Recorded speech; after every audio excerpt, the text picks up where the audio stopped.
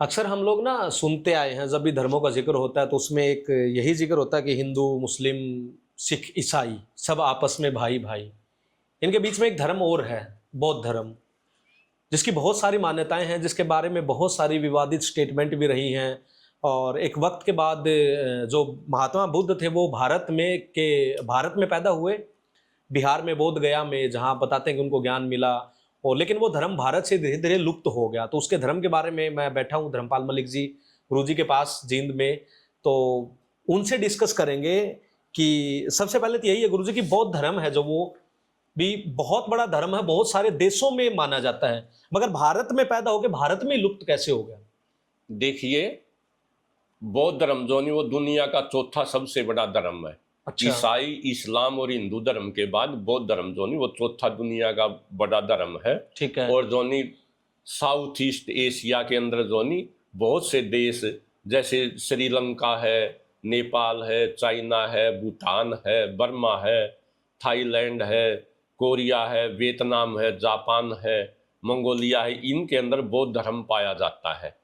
और ये बातें तो कोई भी बता देगा। वे महात्मा बुद्ध जोनी 563 ईस्वी पूर्व वैशाख की पूर्णिमा के दिन जोनी पैदा हुए थे।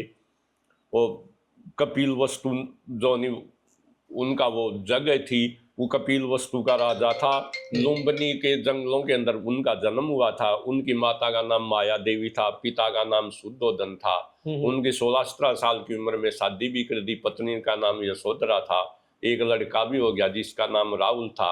लेकिन वो 29 वर्ष की आयु के अंदर जोनी घरबार को छोड़कर और संन्यास उन्होंने ले लिया। उन्होंने संन्यास क्यों लिया? को वो चाहते थे कि ये दुनिया के अंदर ये सुखी रहे, सभी धरती का कोई भी आदमी बल्कि कोई भी जीव दुखी नहीं रहना चाहिए, सब सुख से रहें। उन्होंने 3 सीन देखे। तो मैं बौद्ध धर्म को जो नहीं सबसे वैज्ञानिक धर्म मानता हूं, क्योंकि वो कारण बताता है। महात्मा बुद्ध ये कहते हैं कि संसार जो नहीं वो दुखों का घर है। दुख क्यों है? दुखों के कारण है। कारण क्या है? इच्छाएं हैं। क्या दुखों को दूर किया जा सकता है? वो बताता हाँ किया जा सकता है। कैसे किया जा सकता है? इच्छाओं को कम करके या इच्छाओं के ऊपर कंट्रोल करके। इच्छाओं के ऊपर कंट्रोल कैसे किया जा सकता है? वो उसके लिए रास्ता बताता, अष्टप्रधान मार्ग, मध्य मार्ग। तो इस प्रकार से ये लॉजिक के आधार पर है। ये फेथ जो नहीं, जैसे दूसरे संत महात्मा ये कहते हैं बस आप विश्वास करो, जो कुछ लिख रखा है वो खुदा का लिखा हुआ, आप इससे इधर या उधर नहीं जा सकते। लेकिन महात्मा बुद्ध एक ऐसा फाउंडर हुआ धर्म का, उसने तो धर्म चलाया भी नहीं था। उसकी मृत्यु के 100 साल बाद जो नहीं वो बौद्ध धर्म बना है। उसने तो एक फिलोसफी ऑफ लाइफ दी थी। अच्छा, उसकी मृत्यु के 100 साल बाद? हाँ, वो लोगों ने लिखे। उसने तो philosophy of way of living दिया था लोगों को, कैसे जीना है, ऐसे जीने से आप सुखी रह सकते हो। तो ये वे ऑफ लिविंग है। जैसे आप कुरान शरीफ को भी पढ़ोगे तो कुरान शरीफ के अंदर भी एक वे ऑफ लिविंग है। पैगंबर साहब ये बताते हैं आदमी को क्या खाना चाहिए, क्या नहीं खाना चाहिए, क्या काम करना चाहिए, क्या काम नहीं करना चाहिए। तो वो वे ऑफ लिविंग है। तो पैगंबर साहब तो 1400 साल पहले आए, लेकिन महात्मा बुद्ध तो 2500 साल पहले आ गए थे। और उन्होंने लॉजिक के आधार पर जो नहीं वो इस दुनिया को समझाना शुरू किया। और इसलिए ये एक वैज्ञानिक धर्म है। ठीक है। वो अपने आप को ना तो सन ऑफ गॉड कहता है, ना मैसेंजर ऑफ गॉड कहता है। वो तो ये कहता है भाई इस ये दिमाग और ये शरीर ही है जो कुछ है। अच्छा, अलग अलग धर्मों में बताया जाता है, मतलब जैसे जैसे बाइबल के अंदर है भाई ईसा मसीह जो नहीं वो भगवान का बेटा था, सन ऑफ गॉड था। ये कुरान शरीफ के अंदर है भाई पैगंबर। पैगंबर का मतलब क्या होता है? Messenger of God. तो वो पैगंबर साहब तो हजरत साहब तो यही कहते हैं मैं खुदा संदेश भेजता फरिश्तों के थ्रू, और मैं आपको बताता हूँ। मैं तो बीच में उसका वो है ला इलाहा इल्लल्लाह मोहम्मद रसूलुल्लाह। वह खुदा एक है और मैं उसका जो नहीं मैसेंजर हूँ। अच्छा, यही कहते, यही कलमा है पैगंबर साहब। तो इसी तरह से महात्मा बुद्ध जो नहीं वो वे ऑफ लिविंग है। और महात्मा बुद्ध जो नहीं खुदा को नहीं मानते, इसलिए बहुत से लोग ये भी कह देते हैं वो नास्तिक था। न वो आत्मा को मानते हैं। वो तो ये कहते हैं इस जीवन को सुखी बनाने के लिए अष्टप्रधान मार्ग अपनाओ, और अष्टप्रधान मिडल वे भी कहते हैं। वह ना तो इस शरीर को ज्यादा सुख दो, जैसे मन ने कांटा कर लिया था, या जैनी लोग तपस्या करते हैं, या और ना ही इसको जो नहीं ज्यादा मजे ले वासनाओं का शिकार बनाओ। जैसे उस समय का ब्राह्मण पुरोहित वर्ग जो नहीं वो यज्ञ वगैरह करता था, सब कुछ करता था, इनकी कोई जरूरत नहीं है। ठीक है। तो अष्ट प्रधान मार्ग क्या है, मैं आपको ये बताता हूँ। हाँ।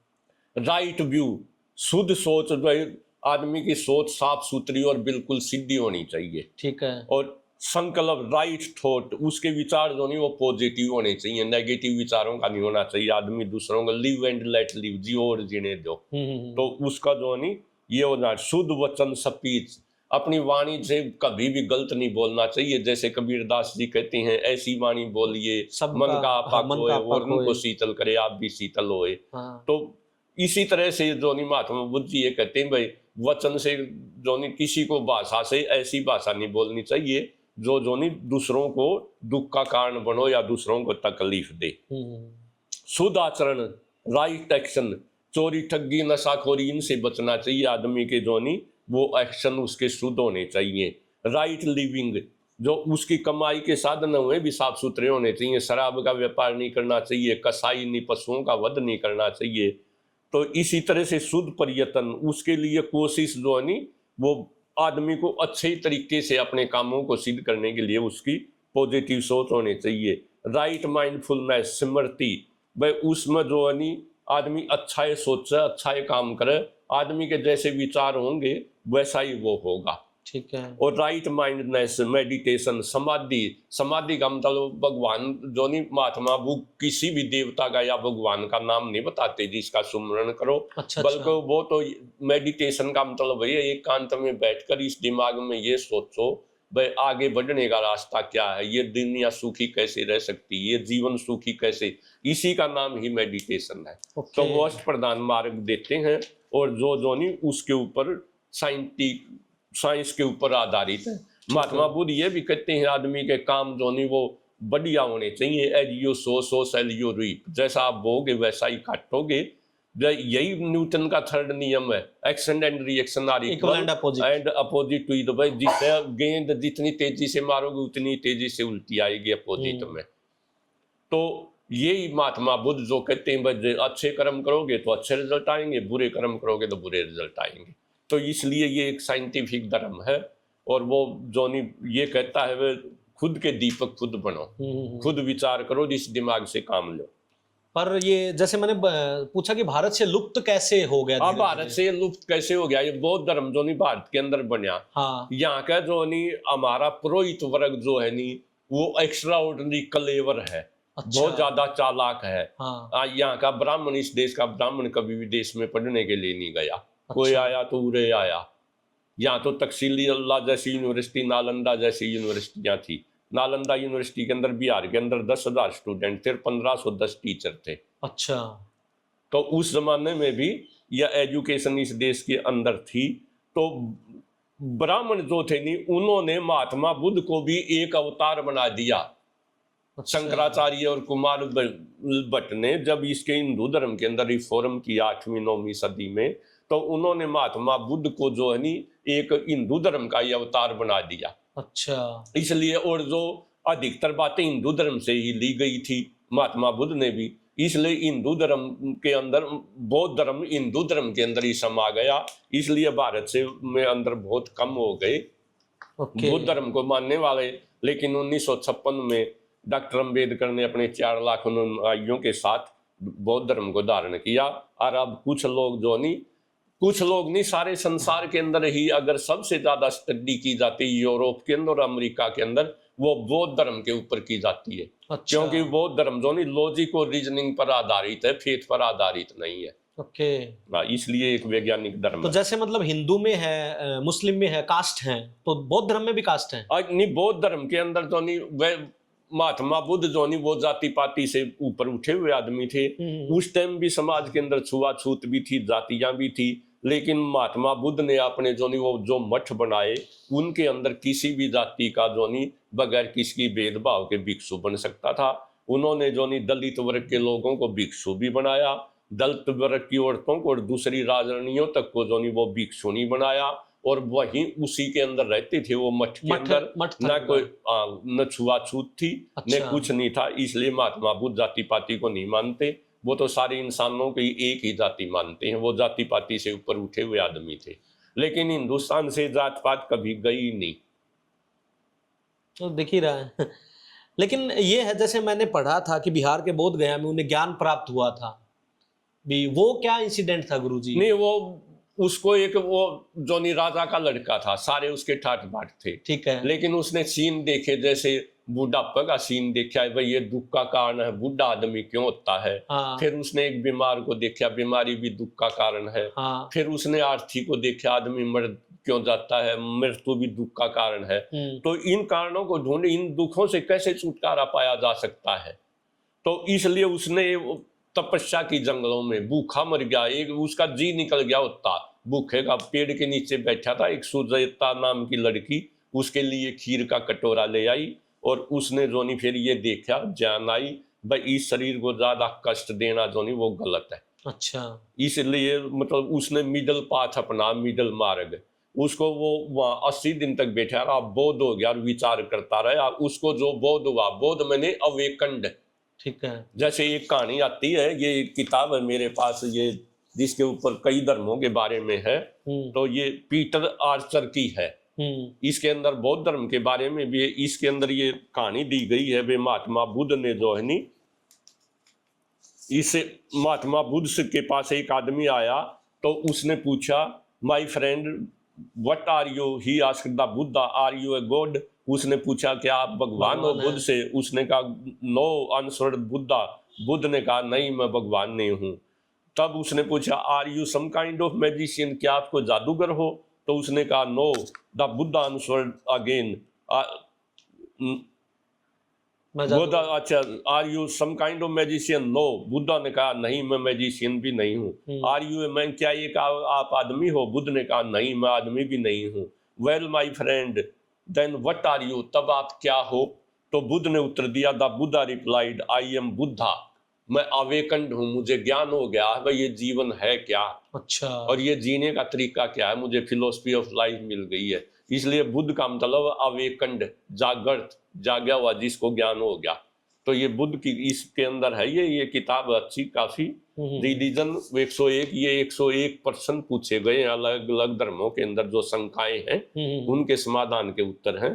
काफी अच्छी किताब है। मैंने जैसे पढ़ा है अलग अलग धर्मों में कि हमारी आत्मा है जो इस शरीर को धारण किए हुए हैं। जैसे हिंदू धर्म में देखा जाता है 84 लाख जूनिया भोग के हम लोग इस मानस देह मिली है हमें, और इसमें अच्छे कर्म करेंगे तो स्वर्ग में जाएंगे। नहीं, तो नहीं, बौद्ध धर्म का मतलब क्या महात्मा बुद्ध बिल्कुल भी आत्मा को नहीं मानते। वो बिल्कुल साफ शब्दों में लिखते हैं कि आत्मा जैसी कोई चीज नहीं है। ये अच्छा। ए.एल. बासम की किताब है।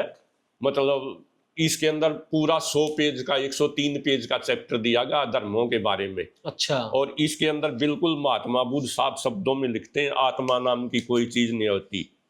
पेज नंबर 238 के ऊपर वो लिखते हैं, बासम, Thus there is no immortal soul, the universe is soulless। दुनिया में, यूनिवर्स में कोई सोललेस है, ये कोई आत्मा नाम की चीज है ही नहीं, और ना ऐसी चीज कहीं की वो बदल जाए। तो इसी प्रकार वो कहते हैं क्या, मतलब रीबर्थ, पुनर्जन्म होता है। हाँ, पुनर्जन्म। तो महात्मा बुद्ध कहते हैं हाँ पुनर्जन्म होता है, लेकिन वो इस 84 लाख योनि को नहीं मानते। अच्छा। ना वो इस मानते हुए आदमी का अटका आदमी। वो तो ये कहते हैं ये आदमी बना क्या किस चीज से है। जैसे हिंदू माइथोलॉजी कहती है ये शरीर 5 तत्वों का बना हुआ है, वो तो ये कहता है इस सारी प्रकृति से ही मैटर लिया है, उस मैटर से आदमी बना है। अच्छा। और ये मैटर आदमी के मरने के बाद इस प्रकृति के अंदर ही मिल जाता है। जैसे एक पौधा पैदा हुआ, उसने धरती से वायुमंडल से वायु ली, धरती से जल लिया, सूर्य की रोशनी एनर्जी ली, तो वो बन गया। एक उसकी लिमिट तो है 200 400 500 साल, फिर वो इस मिट्टी के अंदर ही मिल जाता है। या पत्ते आते हैं वो जड़ जाते हैं, मिट्टी में ही मिल जाते हैं। इसी को वो रीबर्थ कहता है। अच्छा। और लेकिन अब आजकल बौद्ध धर्म के अंदर भी महात्मा बुद्ध तो इसको नहीं मानते थे, लेकिन जो धर्म के ठेकेदार हैं वो रीबर्थ को हिंदू धर्म की तरह से मानते हैं। महात्मा बुद्ध तो ये कहता था किसी को गुरु मत मानो, अपने गुरु खुद बनो, अपने दीपक खुद बनो। तो जैसे खुशवंत सिंह अपनी जीवनी के अंदर लिखते हैं ऑटोबायोग्राफी के अंदर, तो ये वो लिखते हैं कि पेज नंबर 373 के ऊपर ये साफ शब्दों में लिखा, वो कहते मैं एक बार दलाई लामा के पास गया, जो धर्मशाला में रहता है। लामा मैंने होता है धर्मगुरु, जो तिब्बती है। तो मैंने पूछा गुरुजी क्या पुनर्जन्म होता है? तो उसने कहा हाँ होता है। वह कैसे होता है? तो उसने कहा जैसे ही आपने अखबारों में नहीं पढ़ा, वो एक बच्चा वहां पैदा हो गया और अपना पिछला जन्म बताता है, माँ बाप बताता है, घर बताता है। तो मैंने उससे प्रश्न किया, क्या आपने हिंदू और बौद्ध धर्म के बजाय ईसाई और मुसलमानों में भी कोई ऐसा बच्चा देखा जो पिछले जन्म को बताता हो या पुनर्जन्म बताता हो? क्योंकि ईसाई के अंदर, क्रिश्चियन धर्म में और इस्लाम धर्म के अंदर रीबर्थ नहीं है, पुनर्जन्म नहीं है। तो दलाई लामा ने कहा यू हैव द पॉइंट, तेरी बात में दम तो है। तो मैंने कहा, खुशवंत सिंह कहता फिर आप इस बात का प्रचार क्यों नहीं करते, ये कुछ नहीं होता पुनर्जन्म वगैरह। तो दलाई लामा कहने लगे you want to close my business, तो मेरी दुकान बंद करना आया है कि यहाँ पर? ये साफ शब्दों में इस किताब के अंदर खुशवंत सिंह लिखता है। अच्छा, पेज नंबर 373। इसलिए महात्मा बुद्ध जो नहीं रीबर्थ को तो मानता है, लेकिन इस रीबर्थ का भी अंधविश्वास बना दिया है। वो तो ये कहता है ये आदमी प्रकृति का हर जीव इस प्रकृति से ही मटेरियल लेके बनता है, इस प्रकृति में ही मिल जाता है। हाँ। और फिर दोबारा वो जो इस प्रकृति के मटेरियल लेके फिर जो जन्म हो जाता है, वो इसको रीबर्थ कहता है। मैंने जैसे देखा है कि हर धर्म में गुरु प्रथा चलती है, जैसे उधर मौलवी है, इधर अपने धर्म गुरु। ना महात्मा बुद्ध गुरु धर्म में गुरु प्रथा, ना तो वो अपने आप को भगवान का अवतार मानता है, ठीक है, ना वो ऐसा कोई स्वर्ग नरक जैसी मानता है, ना कोई किसी देवता का भगवान का नाम बताता है जिसकी आप माला जपो। हाँ। वो तो ये कहता है भाई ये दिमाग ही जो नहीं सब कुछ है। अच्छा। और गुरु अपने दीपक खुद बनो, ये उसके आखिरी शब्द थे। गुरु वगैरह नाम की कोई चीज नहीं। लेकिन आजकल भी जैसे लामा मैंने धर्म गुरु, बौद्ध धर्म के अंदर भी धर्म के ठेकेदार गुरु बन रहे हैं। महात्मा बुद्ध इसको बिल्कुल नहीं मानता। अगर महात्मा बुद्ध कहता था कि गुरु नहीं है, दिमाग ही दीपक है, तो आई थिंक कम्युनिस्ट थे। कुछ लोग ये कहते हैं भाई क्या महात्मा बुद्ध नास्तिक थे? हाँ। तो हाँ, इस मामले में वो भगवान को नहीं मानते, ना आत्मा को मानते, वो नास्तिक थे। बहुत से लोग ये भी, जैसे डॉक्टर अम्बेडकर, बाबा साहब अम्बेडकर भी कहा करते थे, वो एक तरह के कम्युनिस्ट थे। अच्छा। तो कम्युनिस्ट वो इस सेंस में थे, वो भगवान को नहीं मानते।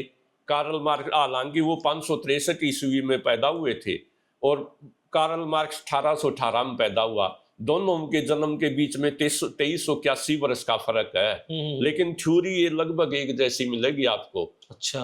कार्ल मार्क्स कहता है धर्म जो है नहीं वो अफीम का काम करता है समाज के लिए। अच्छा। ये एक नशा है, वो भगवान को नहीं मानता, कम्युनिस्ट नहीं मानता। इसी प्रकार से महात्मा बुद्ध भी भगवान को नहीं मानता। महात्मा जो आदमी का आदमी शोषण करे, मार्क्सवाद, कार्ल मार्क्स इस बात का खिलाफ करता है। इसी तरह से महात्मा बुद्ध कहते हैं जो पुरोहित वर्ग है वो निम्न वर्ग का जो नहीं एक्सप्लॉइटेशन कर रहा और दैट इज रोंगर, वो इसके खिलाफ थे। अच्छा। और उन्होंने सारी आवाज उस टाइम जो नहीं, जैसे ये कहते हैं, मतलब मुसलमान ये कहते हैं कुरान जो नहीं वो अल्लाह की तरफ से आई है। इसी तरह से हिंदू लोग ये कहते हैं वेद जो नहीं वो भगवान ने लिखे हैं। भगवान ने तो अपना संदेश ऋषि मुनियों के पास भेजा।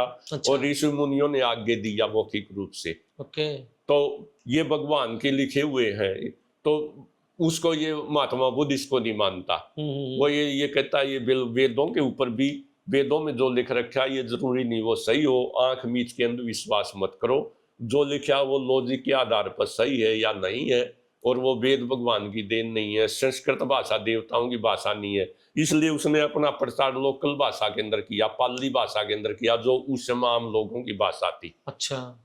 तो जो आम लोगों की भाषा थी उसमें उसने अपने धर्म का प्रचार किया। और जो नहीं वो 35 वर्ष के प्रचार करने लग गए थे। 80 साल के 483 ईस्वी BC पूर्व मरे। हाँ। और लगभग तो उनका धर्म का प्रचार उनके जीते जी हो गया था। उसका कारण ये था कि बहुत से राजा उनके मरने के बाद भी, जैसे कनिष्क था और अशोक था, हर्षवर्धन था, उन्होंने लोग धर्म को, बौद्ध धर्म को प्रोटेक्शन दी। अच्छा। और जो अशोक ने तो अब जो बौद्ध धर्म को फैलाने के लिए श्रीलंका के अंदर भी अपने बेटा और बेटी भेजे थे, और बौद्ध वृक्ष का भी टहनी भी भेजी थी, बोधि वृक्ष जिसको कहते हैं, पीपल का पेड़। लेकिन उसके बाद गुप्त राजाओं ने जो वो हिंदू धर्म को अपना लिया। ठीक है। और वो धीरे धीरे जो फिर मुसलमान भी आ गए, उन्होंने भी बहुत से मठों को आग लगाई, और जो यहाँ भिक्षु थे वो या तो कत्ल कर दिए गए या वो दूसरे देशों के अंदर भाग गए। तो इस तरह से धीरे धीरे हिंदुस्तान से ये लुप्त हो गया बौद्ध धर्म। तो फिर जैसे मतलब ऐसे होता है कि मरने के बाद स्वर्ग जाएंगे, मोक्ष मिलेगा, तो बौद्ध धर्म का क्या ना, concept वो है? महात्मा बुद्ध बिल्कुल नहीं मानता। महात्मा बुद्ध तो ये कहता है जो कुछ है इसी जन्म के अंदर है। अभी हमने बुरा किया तो यही सामने आएगा। As you sow so shall you reap, बस जैसा बोगे वैसा काटोगे। कर्म प्रदान कहते हैं इसको। ठीक भाई है। महात्मा बुद्ध जो नहीं, वो कर्म में नहीं, जो किस्मत वाला कर्म नहीं, भाई आदमी को अच्छे काम करने चाहिए, शुद्ध कर्म करने चाहिए, वो कामों को मानता है। और जो कुछ है इसी जन्म के अंदर है और इसी धरती का ऊपर ही। स्वर्ग नरक जैसे नाम की कोई दुनिया में चीज नहीं है। महात्मा बुद्ध इसको बिल्कुल नहीं मानते। ठीक है, तो ये कुछ सवाल थे जो मेरे थे। उसके अलावा कुछ बौद्ध धर्म के बारे में अगर आप ऑडियंस को बताना चाहते हैं। नहीं, मोटी मोटी बातें तो वैसे आ गई। हाँ। बाकी बौद्ध धर्म जो है नहीं, वो तो ये कहता है महात्मा बुद्ध, तो आदमी के जो नहीं उसका चाल चलन बढ़िया होना चाहिए, सत्य का सच बोलना चाहिए, चोरी जारी ठगी नहीं करनी चाहिए, नशा नहीं करना चाहिए। वो एक वे ऑफ लिविंग ही बताता है, बस हाँ, यही ये है। एक अच्छा और तरीका वो है। कहता निर्वाण क्या है, जैसे ये कहते नहीं मोक्ष मोक्ष मिल गया क्या? हिंदू हाँ। धर्म के अंदर, वो इस मोक्ष को निर्वाण कहते हैं। ठीक है। निर्वाण का मतलब क्या है, महात्मा बुद्ध ये समझाता। निर्वाण का मतलब है बुझाना, मतलब बुझाना। मोमबत्ती को बुझाना। हाँ। भाई अपने आप की इच्छाओं को जो है नहीं, उनको इच्छाओं के ऊपर काबू पाना ही जो है नहीं, वो अपने आप की इच्छाओं को जीत लेना, अपने आप को जो नहीं, उसी का नाम निर्वाण है। जिस है। आदमी ने इच्छाओं के ऊपर काबू पा लिया, वो जो नहीं एक तरह से समाधि के मोक्ष की अवस्था में पहुंच गया। इच्छाओं को के काबू करने का नाम ही निर्वाण है। वो ये कहता है और आकाश में और कुछ नहीं। तो फिर ये मोक्ष जैसी नाम की कोई चीज नहीं। महात्मा बुद्ध अपने आप को ना तो सन ऑफ गॉड कहता, ना मैसेंजर ऑफ गॉड कहता। वो तो एक आम आदमी की तरह से अपना जीवन व्यतीत फिर ये करता जो है। स्वर्ग नरक के नाम पे डराया जाता है कि ना तुम ना, नरकों में बिल्कुल नहीं। इन जाएगा, सब बातों के महात्मा बुद्ध खिलाफ है, इसीलिए उसको एक साइंटिफिक धर्म कहते हैं, बौद्ध धर्म को। हाँ। और चलो चलो, ये मोटी मोटी बातें थी बौद्ध धर्म के बारे में। हाँ। बाकी फिर जरूरत पड़ी तो और कोई दूसरी वीडियो जरूर। बनाएंगे। तो ये था भैया बौद्ध धर्म के बारे में और जातियों के बारे में। तो बौद्ध धर्म जो नहीं जाति पाति को नहीं मानता, छुआछूत को नहीं मानता। और द एडविन नोड लिखता the light of Asia, Bharat माता का सबसे बड़ा सपूत हुआ है, जिसका नाम जो नहीं दुनिया में के अंदर चलता है, महात्मा बुद्ध। कितनी इससे कंट्री बड़ा लगभग सपूत इसको कोई मतलब कितनी कंट्रियों में है? जैसे मतलब एक जापान, नहीं, जापान है, चाइना में है, श्रीलंका में है। नहीं, बिहार कहाँ? बिहार में तो ये बौद्ध गया में तो था ही। अब गया के अंदर उसने जो नहीं वो ज्ञान हुआ था। हाँ। तो और सारा ये साउथ ईस्ट एशिया, वियतनाम है, दोनों कोरिया है, जापान है, बर्मा है, थाईलैंड है। तो ये सारा पूर्वी देश जो नहीं, ईस्ट एशिया, ये सारे के अंदर वो है, बौद्ध धर्म है। ठीक है। दुनिया का चौथा सबसे बड़ा धर्म है बौद्ध धर्म। चलो, बाकी धर्म तो एक ऐसी चीज है, गुरु जी ने बताया था कि इस पे कितना ही डिस्कस कर लो, इसका कभी अंत नहीं होता। ना ना, ये जो नहीं हथियार बना लिए नेताओं ने, धर्म और जाति, जिनके ऊपर डिवीजन ऑफ सोसाइटी की जा सकती है, फूट डालो और राज करो। तो बाकी महात्मा बुद्ध जो नहीं, वो तो साइंटिफिक सोच का आदमी है, पहला वैज्ञानिक कह सकता हूं मैं उसको, देश का जो धार्मिक वैज्ञानिक कह सकता हूं। और जो है नहीं वो कम्युनिस्ट भी, जब लोगों को ये भी नहीं पता था भाई कम्युनिज्म होता क्या है, उस समय वो जो नहीं वो नास्तिक भगवान नहीं होता, ये बात करता है। लॉजिक के आधार पर जो नहीं काम करो, वो लॉजिक के आधार पर समझाता है, इसलिए वो साइंटिफिक सोच का आदमी है।